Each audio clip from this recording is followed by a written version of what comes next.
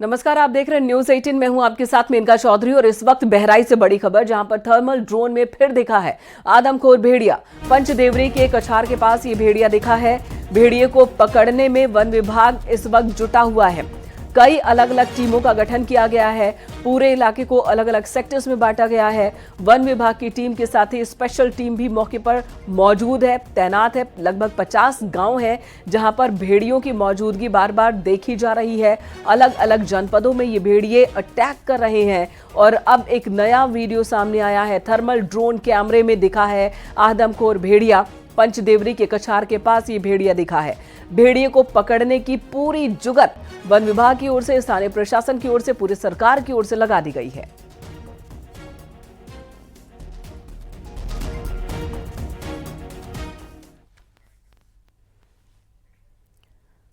चार भेड़िए तो पकड़ लिए गए, लेकिन कई अब भी हैं जो कि इधर उधर जंगल में, खेतों में छिपे हुए हैं, जिनकी तलाश चल रही है। वन विभाग की टीम भेड़ियों को पकड़ने में जुटी है, लेकिन अब तक कामयाबी नहीं मिली। आज भी वन विभाग की टीम को सफलता नहीं मिली। न्यूज 18 की टीम भी लगातार बहराइच में ही डटी हुई है और पल पल की खबरें हम आप तक पहुंचा रहे हैं। अलग अलग हमारे सहयोगी मौजूद हैं, अलग अलग टीम के साथ मौजूद हैं कि वहां रेस्क्यू ऑपरेशन किस तरह से चलाया जा रहा है। और इसी बीच न्यूज 18 के कैमरे में 2 भेड़िए आज रिकॉर्ड हुए जो कि खेत की तरफ भाग गए। न्यूज 18 की टीम ग्राउंड जीरो पर मौजूद है और यहां वन विभाग के अधिकारी पेट्रोलिंग करने के बाद ट्रैक्टर से लौटे हैं। इन तस्वीरों में आप देखिए कि ये ट्रैक्टर से उतर रहे हैं और वन विभाग की टीम वहां गई थी, लेकिन खाली हाथ लौटी है। भेड़ियों के बारे में कोई सुराग नहीं लग सका है। आप देखिए रेंजर्स उतर रहे हैं, वन विभाग के ये अधिकारी हैं, ये उतर रहे हैं। कैमरा पर्सन गोपी गिरी के साथ उमेश श्रीवास्तव, न्यूज 18 बहराइच। यहाँ पर रामदहीनपुरवा में जी बकरी को किसी जानवर ने मारा है। अच्छा, हम वहाँ पर गए तो उसका जो घाव था वो लगा कि भेड़िए का ही है, सब प्रतीत हुआ। इसके आसपास देखे, आगे बढ़े तो पगमार्क भी मिला। तो आगे गए तो वो सुबह दिखा। दिखने के बाद हम कैमरा, वो भागता है, ड्रोन कैमरे से भागता है बहुत तेजी से। कितने बजे के आसपास की बात होगी? ये लगभग हमें लगता है 8:30 के आसपास। तो फिर वहाँ पर ड्रोन हमने तुरंत हटवा लिया, क्योंकि ड्रोन कैमरे से भागता बहुत तेजी से। और ट्रेस हुई है कहीं पर? फिर तब तक हमने अपने लोगों को, शिकारी को और जाल, हर चीज मतलब व्यवस्था की। प्रेस करने लगे तो उसके बाद वहां से शायद निकल चुका था। या हम तो अभी लंबे समय से ऑपरेशन ये देख रहे हैं, आपको क्या लगता है वो कैसे बदला है, उसका स्वभाव कैसे बदला है और पकड़ने में दिक्कतें क्या आ रही हैं? थोड़ा सा इधर हो जाइए। हाँ, चारों तरफ देखिए। पकड़ने में दिक्कत ये आ रही है कि अभी कई लोग, लोगों में से कई लोग वहाँ गए थे हमारे साथ, देखा होगा कितना दुर्गम स्थान है। मैं 3 दिनों पहले मैं खुद गया था। बहुत आप डिटेल में बताइए, क्या कहना चाहते हैं? आज के ऑपरेशन का सारांश क्या रहा? बिल्कुल, आज के ऑपरेशन सारांश रहा कि वो वहाँ पर, यहाँ आसपास है।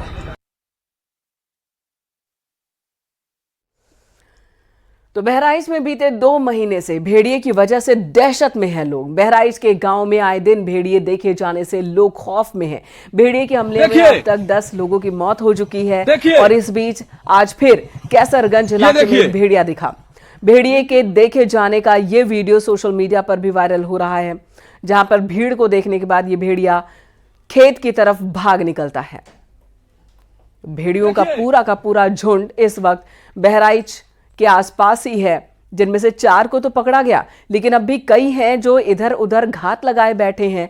रात होते ही ये लोगों पर हमला कर देते हैं। इन्हें आदमखोर इसलिए कहा जा रहा है कि जानकारों की माने तो एक बार इंसान का खून मुंह लग जाने के बाद ये भेड़िए इंसानी मांस की ही तलाश में होते हैं, आदमखोर हो जाते हैं।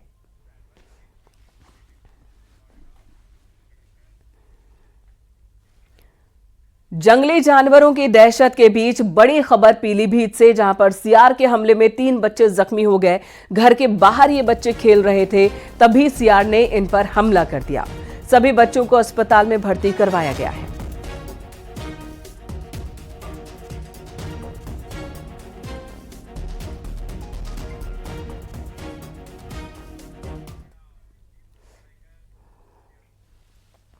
रायबरेली से खबर, जहां पर डिप्टी सीएम केशव प्रसाद मौर्य के बेटे योगेश मौर्य की गाड़ी से ट्रक की टक्कर हुई है।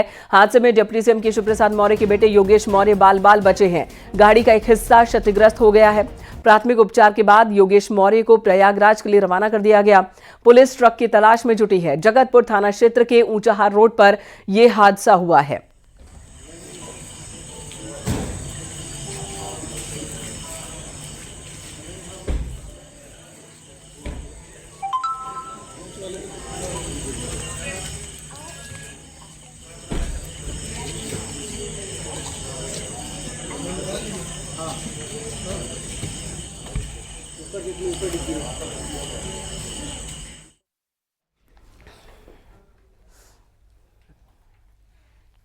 इधर गोरखपुर में बने नवनिर्मित सैनिक स्कूल का आज सीएम योगी ने निरीक्षण किया। सैनिक स्कूल का उद्घाटन 7 सितंबर को होना है। उपराष्ट्रपति जगदीप धनखड़ उद्घाटन करेंगे। सीएम योगी ने सैनिक स्कूल के अंदर और बाहर निरीक्षण किया।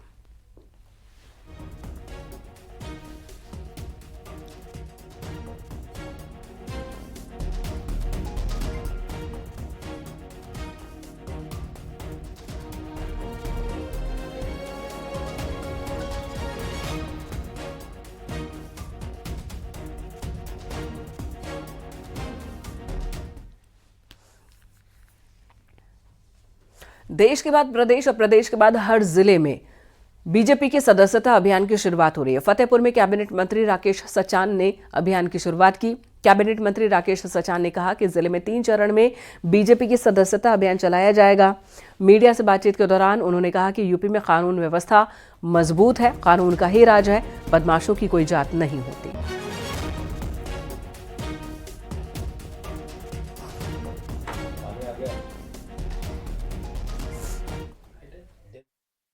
उत्तर प्रदेश में कानून का राज है और कोई भी कानून को अपने हाथ में लेगा तो कानून अपना काम करेगा।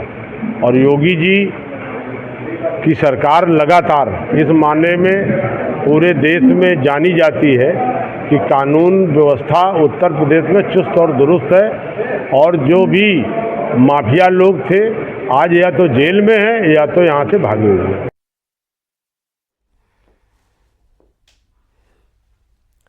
इधर कानपुर में नेशनल हाईवे गुजैनी फ्लाईओवर से एक ट्रक लोहे की ग्रिल तोड़कर रेलवे ट्रैक पर गिर गया। 40 फीट ऊंचे फ्लाईओवर की ग्रिल तोड़कर ट्रक नीचे गिरा। ट्रक के ड्राइवर की मौत की बात सामने आ रही है, लेकिन अभी तक इसकी पुष्टि नहीं हुई है। जीआरपी आरपीएफ मौके पर मौजूद है। वहीं बीते दिनों साबरमती एक्सप्रेस इसी कानपुर झांसी रेलवे ट्रैक पर डीरेल हुई थी। पुल से एक ट्रक नीचे रेलवे ट्रैक पर आकर गिरा और ये ट्रैक कानपुर झांसी ट्रैक है। ये वही ट्रैक है जहां आज से कुछ दिन पूर्व साबरमती एक्सप्रेस ट्रेन भी इसी ट्रैक के आसपास ओवरटर्न। आप देख सकते हैं कि ट्रक इस तारों पर आके गिरा। ये ओएचई लाइंस हैं जिन पे करंट होता है और ये रेलवे ट्रैक है। अगर मैं अपने कैमरामैन से कहूँगा थोड़ा और क्लोज आके दिखाइए। ये कानपुर झांसी ट्रैक पर ये ट्रक है जो पुल से ऊपर देखिए, पुल से सीधे इस पे आके गिरा और तारों पर आके गिरा। गनीमत ये रही कि कोई ट्रेन यहाँ से नहीं गिरी। कुछ देर पूर्व भी ट्रेन यहाँ से गिरी। ऐसा बताया जा रहा है कि इसका चालक इसमें दब के उसकी मौत हो गई है, लेकिन अभी इसकी मौत की पुष्टि नहीं हुई। हालांकि इस घटना के बाद से रेल के अधिकारी तुरंत मौके पर पहुंचे। आरपीएफ, जीआरपी और स्थानीय पुलिस पहुंची और रेल के अधिकारी पहुंचे। आनन फानन में इसकी जहां एक ओएचई लाइन को स्विच ऑफ कराया गया, तो वहीं रेल के अधिकारी अब मौके पर पहुंचे क्योंकि दोनों तरफ की ट्रेन्स को रोक दिया गया है और ऐसे में ट्रेन्स को रोका गया और रेलवे के अधिकारी खुद मौजूद हैं। सर, ये क्या मामला हुआ सर? आप नहीं, जैसा देख रहे हैं आप, लग रहा है ट्रक जैसा कि जा रही थी और ये बैरियर को तोड़ के नीचे गिर गई है। तो हमारा जो ट्रैक है ये झांसी जाने वाला, जो कानपुर से झांसी जाने वाला है, वो अभी बाधित है। इसका जो ओएचई हमारा ओवरहेड इक्विपमेंट बोलते हैं, टूट गया है। डाउन लाइन हमारी अभी फ्री है। डाउन लाइन की फिटनेस हमें मिल गई है ट्रैक की तरफ से और ओएचई की तरफ से। तो हम इस पे गाड़ियों का संचालन करेंगे। साथ में आप देख रहे होंगे टावर वैगन हमारी आ रही है और धीरे धीरे हम रिस्टोरेशन का काम भी शुरू करेंगे। आपने देखा हमारे साथ रेलवे के एक सीनियर ऑफिसर आशुतोष सिंह, जिनका साफ कहना और मानना है कि ये घटना जो हुई है इस पे ट्रेन पूरी टीम पहुंच गई है और इसको ठीक करने का प्रयास किया जाए, क्योंकि रेलवे की प्राथमिकता है कि इस ट्रक को हटाया जाए, इसकी ओएचई लाइन ठीक की जाए ताकि ट्रेनों का संचालन कराया जा सके। फिलहाल कई ट्रेनें अलग अलग स्टेशन पर रुकी हुई है। आशीष पांडे के साथ अमित गंजू, न्यूज़ 18 कानपुर। इधर रामपुर के स्कूल में कलावा और तिलक लगाने को लेकर विवाद खड़ा हो गया। आरोप है कि एक महिला टीचर ने छात्राओं को कलावा पहनकर स्कूल न आने को कहा। जिसके बाद हिंदू संगठनों ने स्कूल पहुंचकर हंगामा किया। फिर क्या हुआ, देखिए इस रिपोर्ट में। कल पता चला तो छोटे प्रिंसिपल साहब को क्यों नहीं बताया? क्यों नहीं आए? सुबह वो कहने आए आप नहीं आए। स्कूल में हंगामा बरपा हुआ है। कलावा और तिलक को लेकर मामला गर्मा गया। हिंदू संगठन के कार्यकर्ताओं ने स्कूल में डेरा जमा लिया। प्रिंसिपल के साथ वाद विवाद भी शुरू हो गया। खाली तस्वीरें लगाने से जब हम धर्म को ही नहीं बचा पाएंगे तो धर्म में जन्म लेने फायदे नहीं। कहा जा रहा है कि महिला टीचर ने 2 छात्राओं को कलावा और तिलक लगाकर स्कूल आने से मना कर दिया। इसके बाद छात्राओं ने घर वालों को जानकारी दी। वो हैरान रह गए। धीरे धीरे ये बात हिंदू संगठनों तक भी पहुंच गई। इसके बाद कार्यकर्ता स्कूल पहुंच गए। माननी चाहिए ऐसे टीचरों को जो ये सोच लेकर विद्यालय में आते। प्रिंसिपल के सामने अपना विरोध दर्ज कराया। इस दौरान उन्हें समझाने की काफी कोशिश की गई, लेकिन कार्यकर्ता आक्रोश में दिखे। मैडम को बताइए, हमारे सामने आप उन्हें टैग करिए और हमारे सामने हम कुछ नहीं बोलेगा, हमारा कोई भी बच्चा नहीं बोलेगा। रामपुर के शहजाद नगर थाना क्षेत्र के धमोरा के राजकीय इंटर कॉलेज की ये घटना है। छात्राएं स्कूल में तिलक लगाकर पहुंची थी। आरोप है कि स्कूल की एक मुस्लिम शिक्षिका ने छात्राओं को ऐसा करने से मना किया। हालांकि प्रिंसिपल ने महिला शिक्षक से भी इस बारे में बात की। उसने आरोपों से इनकार कर दिया। मामला तूल पकड़ने लगा था, जिसके बाद प्रिंसिपल ने महिला टीचर को हटा दिया। रामपुर से न्यूज 18 के लिए विशाल सक्सेना की रिपोर्ट। क्यों नहीं आए? सुबह वो कहने आए आप नहीं आए।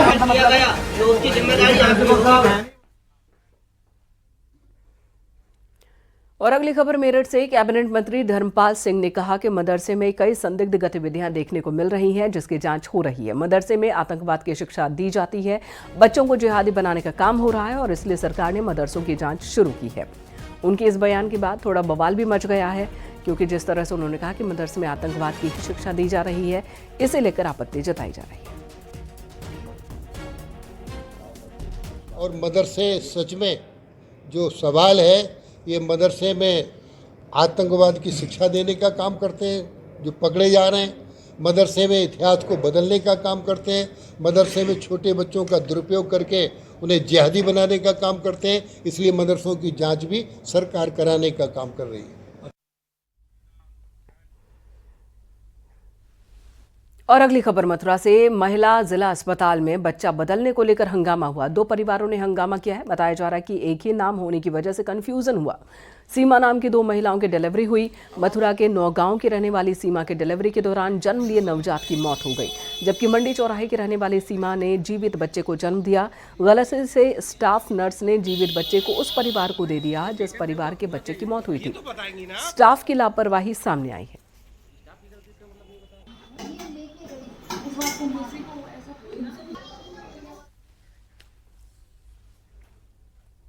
कौशाम्बी में प्रेमिका के घर वालों ने प्रेमी को पीटा था। आज उस लड़के की इलाज के दौरान मौत हो गई। दरअसल प्रेमिका से मिलने पहुंचा था ये लड़का। लड़के को प्रेमिका के घर वालों ने पकड़ लिया और जमकर उसकी पिटाई कर दी। लड़के की स्थिति गंभीर हो गई थी, जिसके बाद उसे अस्पताल ले जाया गया था। पुलिस ने गंभीर रूप से घायल प्रेमी को जिला अस्पताल में भर्ती करवाया था। आज लड़के की इलाज के दौरान मौत हो गई है। इस मामले में लड़के के घर वालों ने केस दर्ज कराया है। मृतक के परिवार वालों ने पुलिस पर आरोप लगाया कि और हंगामा किया। घटना कड़ाधाम थाना क्षेत्र की है। थाना क्षेत्र में हकीमपुर गांव पड़ता है, जहां एक बच्चे की चोटिल अवस्था में, जो कि परिवारीजन बता रहे हैं, चोटिल अवस्था में कड़ाधाम थाना क्षेत्र के एक गांव में व्यक्ति के घर से वो मिला था, जिसको लेकर के ये लोग उपचार कराने हेतु हॉस्पिटल गए और 2-3 हॉस्पिटल चेंज करके उसका इलाज करा रहे थे। लेकिन दुर्भाग्यवश कल शाम को उस बच्चे की डेथ हो गई। परिवारीजनों द्वारा जो तहरीर दी गई है उस पर कड़ाधाम पे मुकदमा दर्ज किया जा रहा है। जो भी वैधानिक कार्रवाई है, जो भी लोग इसमें दोषी होंगे उनके विरुद्ध कार्रवाई की जाएगी। सुल्तानपुर में कपड़े की एक दुकान में आग लग गई। आग लगने से दुकान में रखा सारा सामान जल गया। सूचना पर फायर ब्रिगेड की टीम मौके पर पहुंची और आग पर काबू पाया गया। शॉर्ट सर्किट से आग लगने की आशंका जताई जा रही है। नगर कोतवाली के गंदा नाला रोड के पटवा मार्केट का ये मामला है।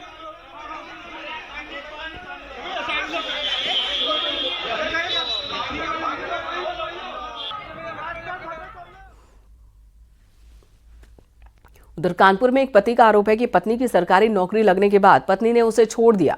पति का कहना है कि पत्नी कहती है कि वो अब उसके लायक नहीं। पति ने बताया कि साल 2008 में उनकी शादी हुई थी। शादी के बाद पत्नी को पढ़ाया उसने, बच्चों को संभालने के लिए अपना कारोबार तक छोड़ दिया। लेकिन जैसे ही पत्नी को सरकारी टीचर की नौकरी मिली, पत्नी का व्यवहार बदल गया।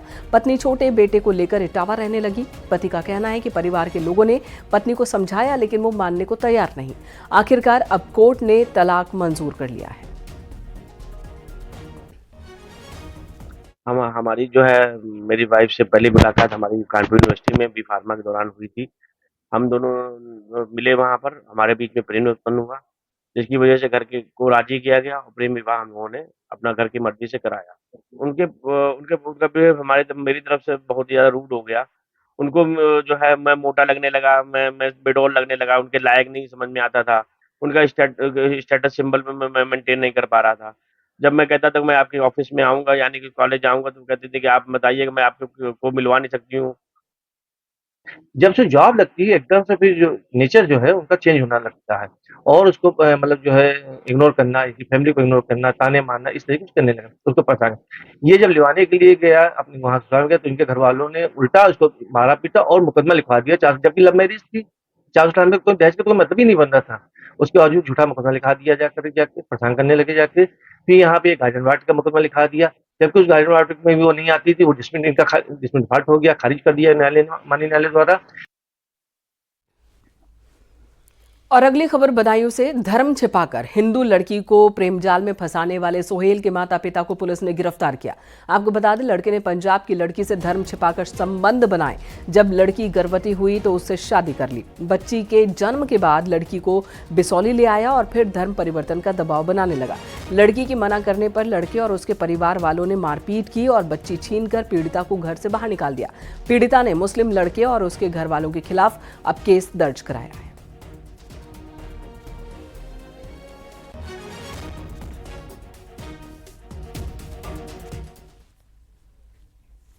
और अगली खबर गाजीपुर से, जहां मेडिकल कॉलेज के डॉक्टर पर ऑपरेशन के लिए पैसे मांगने का आरोप लगा है। ऑर्थो सर्जन डॉक्टर वैभव सिंह पर 1.5 लाख रुपए मांगने का आरोप लगा है। एक बुजुर्ग महिला की सर्जरी होनी थी। परिजनों ने मेडिकल कॉलेज के प्रिंसिपल के सामने ये बात रखी। मामले में फिलहाल जांच के लिए टीम बनाई गई है। ये शिकायत मेरे पास पिछले बृहस्पतिवार को आई थी, जिस पर कि मैंने तुरंत प्रभाव से उस पर एक जांच कमेटी बिठा दी थी और जांच कमेटी की कल जो है एक बार बैठक हुई थी और अब जांच कमेटी की बैठक के बाद अब जो भी रिपोर्ट उसके बाद आएगी उस पर उचित कार्रवाई हेतु शासन को भेज दिया जाएगा। पहले भी शिकायतें आई हैं, 1-2 शिकायत आई हैं, लेकिन उसमें क्या होता है कि मरीज जो है कई बार मरीज जो है वो हमारे बुलाने पर आए ही नहीं जांच समिति के सामने, जिसकी वजह से हम लोग कुछ उस पर उचित कार्रवाई यही थी, फिर उसको हमको खारिज करना पड़ा उस शिकायत। कन्नौज में नाबालिग से रेप केस में घिरे पूर्व सपा नेता नवाब सिंह यादव के भाई नीलू और पीड़िता की बुआ की कस्टडी पुलिस को नहीं मिली है। कोर्ट ने पीसीआर को अनुमति देने से मना कर दिया। आरोपी बुआ की जमानत अर्जी की तारीख भी कोर्ट ने 2 दिन आगे बढ़ा दी है।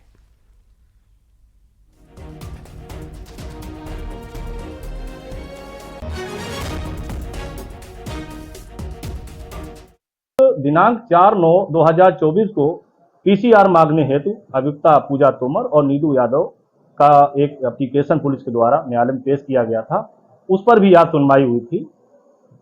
उसमें यह था कि कुछ ऐसी पासबुक हैं जो अभियुक्त नीलू यादव के द्वारा बताया गया कि आप हमको ले चलो तो हम उनको बरामद करा देंगे। और अभियुक्ता ने यह बताया कि कोई शुक्ला जी हैं, उनके अकाउंट में कोई पैसा डाला गया। अभियुक्ता की मां ने ऐसा कोई बयान दिया, जबकि अभियुक्ता की मां शारदा देवी इसी मुकदमे में पैरोकार हैं और जमानत करवाने में पूरा सहयोग कर रही हैं। उन्होंने इस प्रकार का कोई बयान नहीं दिया था। कन्नौज में 11 दिन से लापता लड़के का कंकाल मिला। कंकाल के पास जूते और कपड़ों से उसकी शिनाख्त हुई है। परिवार ने हत्या कर शव फेंकने का आरोप लगाया। मामला रामगंज मोहल्ले का है। जानकारी मिलते ही सीओ सदर कमलेश मौके पर पहुंचे। फॉरेंसिक टीम ने भी मैदान पहुंचकर साक्ष्य इकट्ठा किए।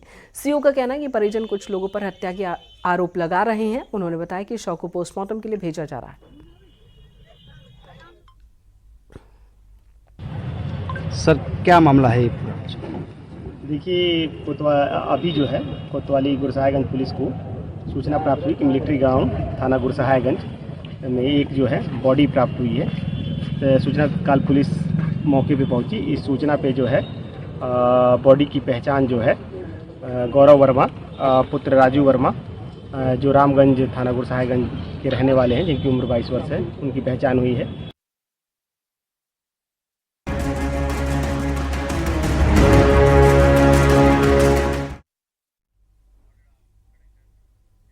मेरठ पुलिस ने एक ऐसे हनी ट्रैप का खुलासा किया जो ओयो में सर्विस का ऑफर देकर लोगों को फंसाता था। आरोप है कि मुस्लिम लड़कियां हिंदू लड़कियों का नाम बताकर रईस जादव को फंसाती थी, फिर उन्हें किडनैप कर ब्लैकमेलिंग की जाती थी और जो पैसे नहीं देता उसके खिलाफ रेप की एफआईआर भी लिखवा दी जाती। लेकिन दूसरों का शिकार करने वाला ये गैंग खुद अब शिकार बन गया।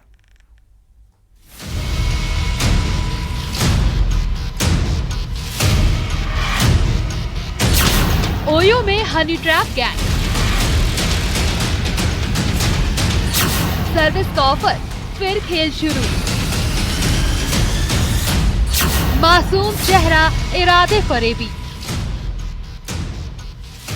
रईस जादव का वो करती थी शिकार। किडनैपिंग की कहानी बताकर होती थी वसूली।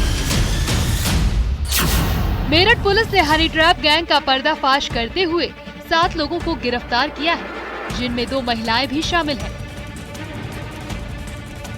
हैरान करने वाली बात यह है कि महिलाएं हिंदू लड़कियों के नाम से लोगों को फोन करती थी और सेक्स का ऑफर देती थी। इसके बाद लोगों को ओयो होटल में बुलाकर उनके साथ शारीरिक संबंध बनाती थी और फिर उस साजिश को अंजाम दिया जाता था, जिसके बारे में लोगों ने सोचा भी नहीं होता था। हकीकत पर से पर्दा उठ गया। पुलिस ने अब इन 7 लोगों को गिरफ्तार कर लिया है, जिसमें ये 2 लड़कियां भी शामिल हैं।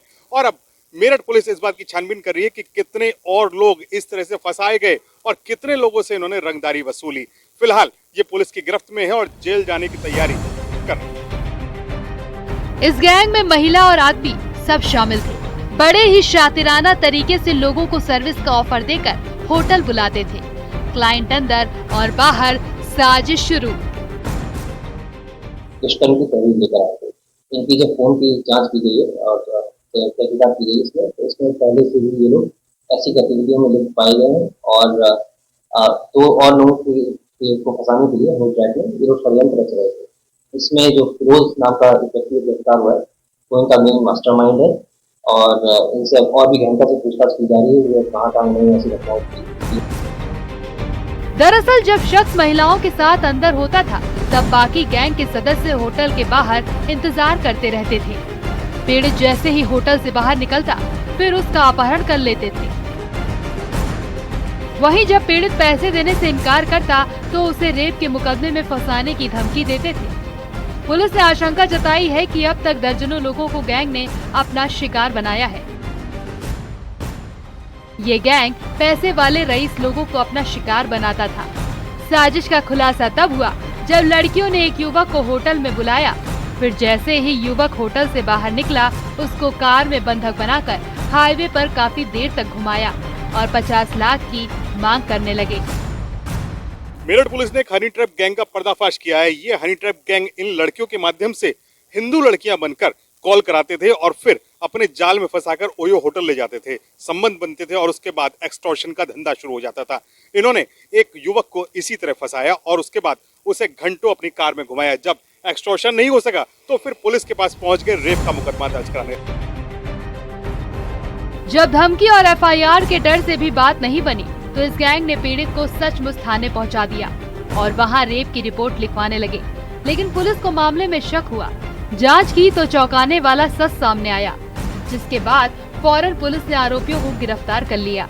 आशंका जताई जा रही है कि इस गैंग में और भी लोग शामिल हो सकते हैं, इसीलिए पुलिस अभी मामले की तफ्तीश में जुटी है।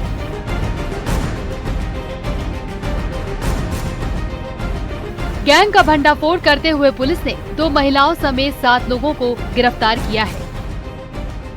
पुलिस अब ये पता लगाने में जुटी है कि गैंग ने कितने लोगों को अपना शिकार बनाया और कितने लोग इस गैंग में काम करते हैं। मेरठ से न्यूज़ 18 के लिए निखिल अग्रवाल की रिपोर्ट।